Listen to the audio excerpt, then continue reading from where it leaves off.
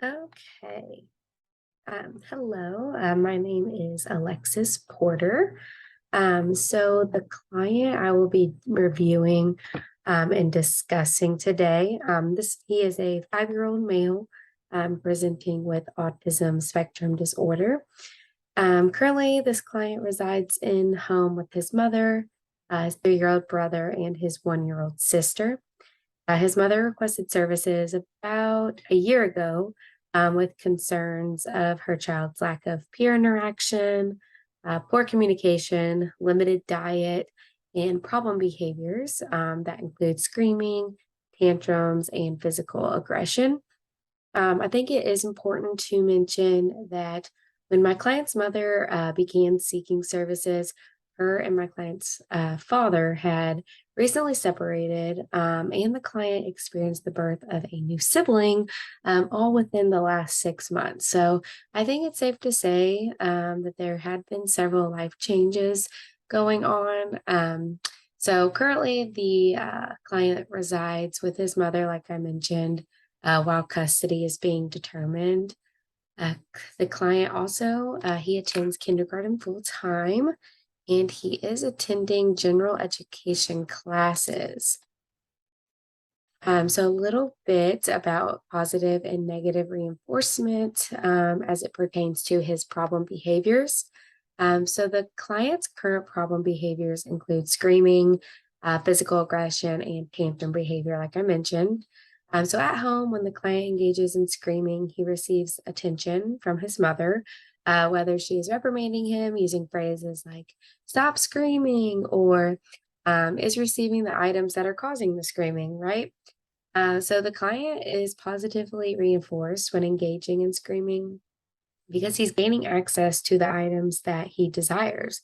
The client has learned, that if he engages in screaming, he's going to earn the access to the item or at the very least gain the attention of his mother.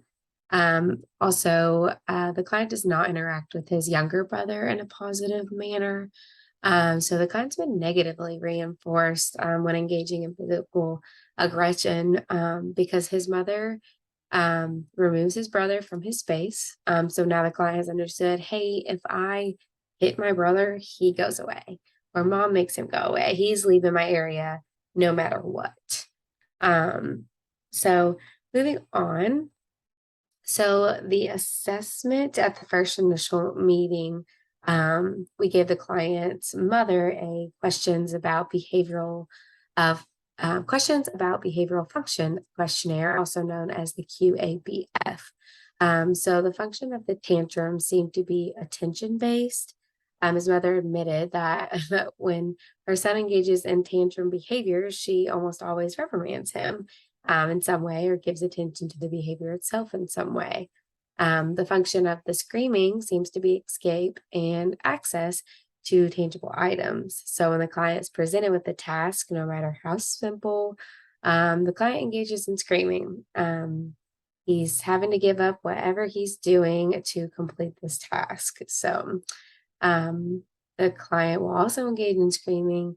His brother or a peer removes access from a toy or item and he wants that toy back. Client will scream if he wants an item, but will not ask for the item using his words. So, which brings me next to my next point. Um, so to address the physical aggression problem behavior, as well as the others, but specifically the physical aggression, the client needed functional communication skills.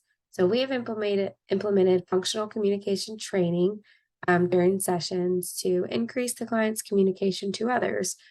Since starting this, the client's instances of physical aggression have decreased. We have also implemented the My Way protocol developed by Dr. Greg Hanley. So this is a functional communication request and delay training that allows for the client to get what he wants, then begin to tolerate denial. Um, so data collection is taken on the first step.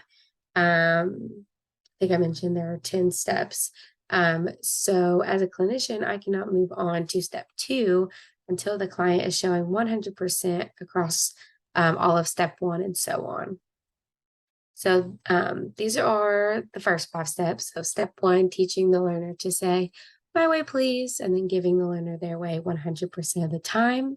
Moving on, we're going to refrain from prompting and have the client say, my way, please, and give the learner his way, still 100% of the time. Step three, we're teaching the learner to say, excuse me, with prompts, and then having the learner ask for their way. Step four, same as step three, just without the prompting. Step five, begin teaching the learner no or not right now, and then give them their way. Moving on to step six, same as step five, just without the prompting. Step seven, so the learner is going to, this is where the toleration comes into play. The learner is going to tolerate being told no, then taught to say okay or no problem. Then he has to actually put his items away in a designated bin. So after this, the next step, same steps as before, but client is going to engage in 1 to 3 responses. So this can be 1 to 3 motor imitations, 1 to 3 academic skills. And then in step 9, same as step 8, but he's going to engage in 1 to 3 multiple responses. So this is multiple activities. So this can be 1 motor imitation, then he has to complete a worksheet, then 10 jumping jacks or something like that. And then lastly, step 10, same as the previous steps, but the learner must complete a short, medium, or long task. And this is the part where we're kind of at right now, is figuring out how long this client can work for. So this can include reading a book and then answering questions about what he just read, or participating in a yoga video, or complete a coloring worksheet, things like that. So motivating operation. So my client is highly motivated by electronics, iPad, television, mom's phone. We've used these as reinforcement in the past, and it's stated by Dr. Greg Hanley that for a learner to be successful in any intervention, they must be happy, relaxed, and engaged. So during sessions, I allow for my client to get in a state of HRE with highly preferred items. So these will include that electronics. These can also include engaging in imaginative play with figurines. My client also really enjoys physical play. So this can look like jumping on the trampoline, receiving tickles, or playing a game of wake up, where I pretend to be asleep and he yells, wake up, and I jump. So really loves the physical aspect of play. Next, schedule of reinforcement. So with the current intervention, being the My Way protocol, it sort of has its own schedule of reinforcement. And that's the 10 steps that I previously mentioned. So it's important to mention, so for step 1, when I was teaching him to say, my way, please, in place of the problem behavior, he was getting his way 100%. So kind of FR1-ish when he engaged in the desired behavior, which is saying, my way, please. And this program is meant to be run in random order to promote generalization. So I split the steps up and use kind of like a random generator. So the simple FCRs in there twice. Then there's the tolerance of my way, please, not right now, no problem. Then moving on to putting his toys away or his items away, then transitioning to the table to another room, somewhere other than where he just was. Then 1 to 3 single responses, 1 to 3 multiple responses, and then that short, medium, and long task. So depending on which step I draw, if the client can complete the task without engaging in problem behavior, then he will earn reinforcement. So speaking of generalization and maintenance, for the learner to generalize the My Way protocol, it's been taught and conducted in various settings. So at home, school, in the clinic, and it's been run by various people. So different clinicians, whether that's the BCBA or tech, his teacher, and eventually his parents. So this will allow for the learner to tolerate denial in multiple settings and by different people, and then maintain the skill of tolerating non-preferred activities and or being told no. So, so some of the outcomes. So currently, the learner has decreased his instances of screaming during sessions. I have not compiled the data, but screams due to having to complete a task were significantly less than before the new program was implemented. The client does still engage in screaming if he's in a script or if he's excited or overwhelmed. Um, there are um, there are some obstacles when implementing this program. So the first being having to teach the client to say my way in place of the problem behavior. That took about 90 plus trials until the client understood the concept.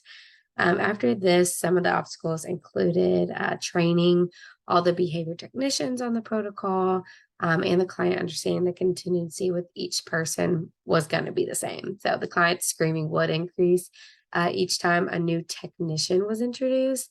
And then he had to learn that the outcome was still the same no matter who is running this. So some modifications. So the only modification to the program itself has been the language. We changed some of the language in the program to be a little bit more realistic for the client and more generalized. So for example, we removed the excuse me from the protocol and just worked implementing the protocol during transitions. So after a couple of months, having an understanding like the client does have an understanding of how the contingency is working and does work. Here's some references. So that is it for this case study. Thank you so much.